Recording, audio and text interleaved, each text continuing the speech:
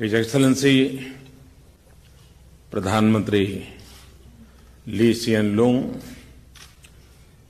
distinguished delegates, members of the media, सबसे पहले मैं प्रधानमंत्री ली का आभार प्रकट करता हूं उनके आतिथ्य और सौहार्द के लिए।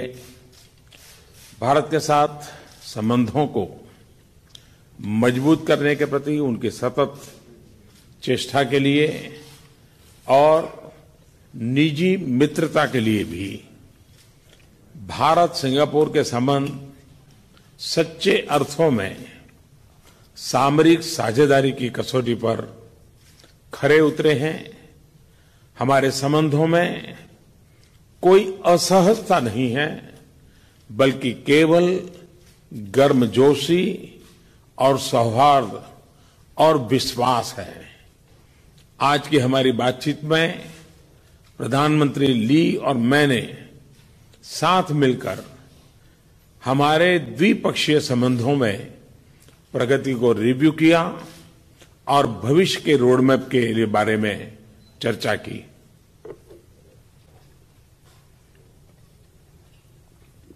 His Excellency Prime Minister Lee Hsien Loong, distinguished delegates, members of the media. First of all, I'd like to express my gratitude to Prime Minister Lee for the warm welcome and the hospitality extended to me and to my delegation. Also, I'd like to express my gratitude that for strengthening relations with India, he has always made untiring efforts. And also, I would like to thank him for his personal friendship. I have to say that relations between India and Singapore, from the strategic point of view, have stood the test of time. Our relations are smooth and they are marked by warmth, cordiality and trust. In our discussions today, Prime Minister Lee and myself together, we not only reviewed the progress made in our bilateral relations, but we also discussed how to take these forward in the future. मुझे विशेष रूप से हमारे comprehensive economic cooperation agreement के दूसरे review के पूरा होने पर प्रसन्नता है, लेकिन हम दोनों इस बात पर सहमत हैं कि दूसरा रिव्यू हमारी मंजिल नहीं है, एक पड़ाव मात्र है। हमारे अधिकारी शीघ्र ही इस समझौते को और अपग्रेड करने पर सुधारने के लिए चर्चा शुरू करेंगे। I especially would like to express my happiness that we have been able to conclude successfully the second review of the Comprehensive Economic Cooperation Agreement. But both Prime Minister Lee and myself, we agreed that this is not just our target and our goal, but this is only a means to an end. And officials on both the sides will soon start discussing this agreement, how to upgrade it further and reform it, and these discussions will commence soon. Bharat के लिए Singapore foreign direct investment का एक महत्वपूर्ण स्रोत है और भारत से विदेशों में होने वाले निवेश के लिए हमारा शीर्ष डेस्टिनेशन है। मुझे प्रसन्नता है कि भारतीय कंपनियां सिंगापुर का उपयोग आसियान क्षेत्र एवं अन्य देशों के लिए स्प्रिंग बोर्ड के रूप में करती हैं। सिंगापुर की कंपनियों द्वारा भारत में निवेश बढ़ रहा है।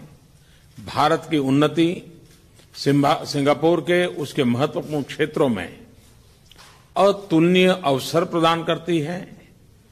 कल शाम सिंगापुर की महत्वपूर्ण कंपनियों के सीईओज के साथ राउंड टेबल पर मुझे भारत के प्रति उनके विश्वास को देखकर बहुत ही प्रसन्नता हुई।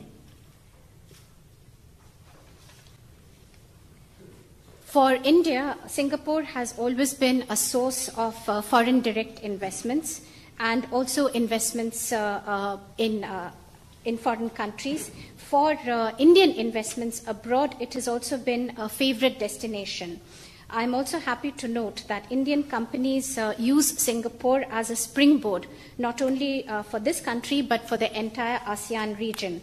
And for Singaporean companies, as India progresses and develops, there are immense possibilities and opportunities that are coming up in important sectors. Last evening, I had a roundtable discussion with the CEOs of both the countries, and I'm very happy to note the level of trust and confidence that the Singaporean companies and CEOs have in India. Bharat और Singapore के बीच air traffic तेजी से बढ़ रहा है। दोनों पक्ष शीघ्र ही द्विपक्षीय एयर सर्विसेज एग्रीमेंट की समीक्षा शुरू करेंगे। हम दोनों ही अपनी डिजिटल पार्टनरशिप के शुरू होने से बहुत ही प्रसन्न हैं। यह असीमित संभावनाओं के साथ प्राकृतिक भागीदारी का क्षेत्र है। रुपे, भीम और यूपीआई आधारित रेमिटेंस ऐप का सिंगापुर में कल शाम अंतर्राष्ट्रीय लॉन्च डिजिटल इंडिया तथा हमारी भागीदारी की नवीनता की भावना को दर्शाता है। The air traffic between India and Singapore is increasing and growing rapidly, and soon both the sides will be reviewing the air services agreement. Also, both of us, both Prime Minister Lee and I, we were happy to launch the digital partnership between the two countries. This is not only a natural area for both the countries to cooperate, but also a very important area that brings us together. Yesterday, we saw the international launch of the RuPay debit card, the Bheem app, and the UPI-based remittance system.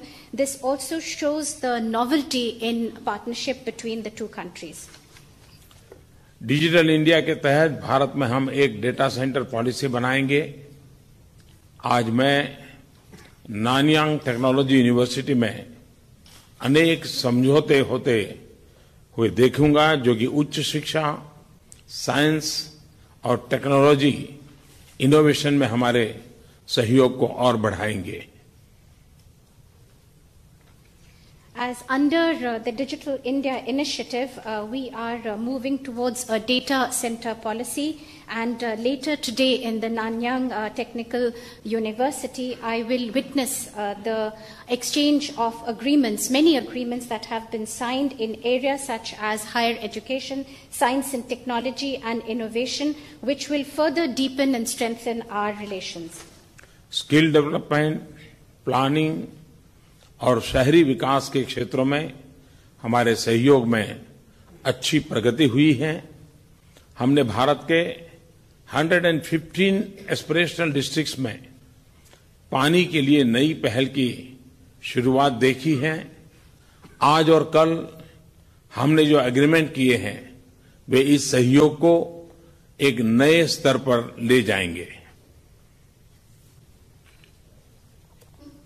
In the areas of skill development, planning, urban development, we are further increasing our cooperation, and there has been good progress that has been made. In 115 aspirational districts of India, we saw recently the launch of a new initiative, and in the agreements that were signed yesterday and today, this cooperation will be taken to newer heights. ये ग्रामीण क्षेत्रों सहित भारत के युवाओं को अंततः लाभ पहुंचाएंगे। हमने अपनी सामरिक साझेदारी में डिफेंस और सिक्योरिटी के महत्व पर जोर दिया है। इन संबंधों में लगातार वृद्धि का हम स्वागत करते हैं। सिम्बेक्स के 25वें वर्ष पर मैं भारत और सिंगापुर की नौसेनाओं को बधाई देता हूं। शीघ्र ही हम त्रिपक्षीय नौसैनिक अभ्यास भी शुरू करेंगे। This initiative will not only benefit our rural areas but also our youth. In our strategic partnership, we have laid emphasis on defense and security, and these relations are also increasing, which we welcomed. I would like to congratulate the navies of India and Singapore for having completed 25 years of the SIMBEX exercise. Soon we will be starting tripartite exercises. बार बार होने वाले अभ्यासों तथा नौसैनिक सहयोग को ध्यान में रखते हुए नौसेनाओं के बीच लॉजिस्टिक एग्रीमेंट संपन्न होने का भी मैं स्वागत करता हूं। These exercises joint exercises that take place between our navies and the kind of cooperation, naval cooperation that exists, I also welcome this agreement on logistics that has been signed between the two navies. आने वाले समय में cyber security और अतिवादी तथा आतंकवाद से निपटना हमारे सहयोग के महत्वपूर्ण क्षेत्र होंगे। हम इन्हें अपने देशों के लिए सबसे बड़े खतरों में मानते हैं। In the coming times, areas such as cyber security and to fight together extremism and terrorism, these are emerging as very important areas, given that both our countries feel that this poses today the biggest threat. प्रधानमंत्री ली और मैंने वैश्विक और क्षेत्रीय चुनौतियों पर अपनी चिंताओं को साझा किया। हम दोनों ने मैरीटाइम सिक्योरिटी पर अपने सैद्धांतिक विचारों की पुनः पुष्टि की और रूल बेस्ड ऑर्डर के प्रति अपनी प्रतिबद्धता दिखाई है। Prime Minister Lee and myself, we discussed both the global as well as regional challenges, and we shared our points of view. We also reiterated our principled stand as far as maritime security is concerned and our commitment to a rules-based order. हमने खुले, स्थिर और उचित अंतर्राष्ट्रीय trade regime को बनाए रखने की जरूरत पर भी सहमति व्यक्त की है। We also agreed for having an open, fair and transparent maritime trade and agreement in this area. मैंने आसियान के नेतृत्व वाले संस्थानों के माध्यम सहित आसियान यूनिटी के महत्व, उसकी केंद्रीयता व क्षेत्रीय स्थिरता को बढ़ाने की महत्व पर भी जोर दिया है। I also emphasized the various institutions of the ASEAN unity, the centrality of ASEAN for regional stability. मैंने आरसेप समझौते के शीघ्र होने के लिए भारत की दृढ़ प्रतिबद्धता के बारे में भी बताया तथा उचित, संतुलित तथा व्यापक एग्रीमेंट की आशा व्यक्त की। As far as the RCEP agreement is concerned, I reiterated our commitment for a speedy conclusion of the negotiations and to have a balanced, comprehensive and a fair agreement. आज शाम शांग्रीला डायलॉग में मैं Indo Pacific क्षेत्र में शांति और समृद्धि के प्रति भारत के दृष्टिकोण को यह अभिव्यक्त करना चाहता हूं। This evening at the Shangri-La Dialogue, I will put forth our point of view as far as peace and prosperity in the Indo-Pacific region are concerned. Shangri-La dialogue में निमंत्रण के लिए मैं प्रधानमंत्री ली को धन्यवाद देना चाहता हूं। For this invitation to address the Shangri-La Dialogue, I would like to thank Prime Minister Lee. मैंने प्रधानमंत्री ली और उनकी पूरी टीम को सफलतापूर्वक लीडरशिप ट्रांजिशन के लिए अपनी शुभकामनाएं दी। I also conveyed my best wishes for the leadership transition to Prime Minister Lee and his entire team. मैं जानता हूं कि सिंगापुर के नए नेता अपनी शानदार विरासत को जारी रखेंगे और इस महान देश को जन सेवा की उसी भावना तथा परंपरा के साथ आगे ले जाएंगे। I know that the new leaders of Singapore will respect the rich heritage of this great country and the tradition of always putting importance on public service to the people. धन्यवाद, बहुत बहुत धन्यवाद। Thank you very much.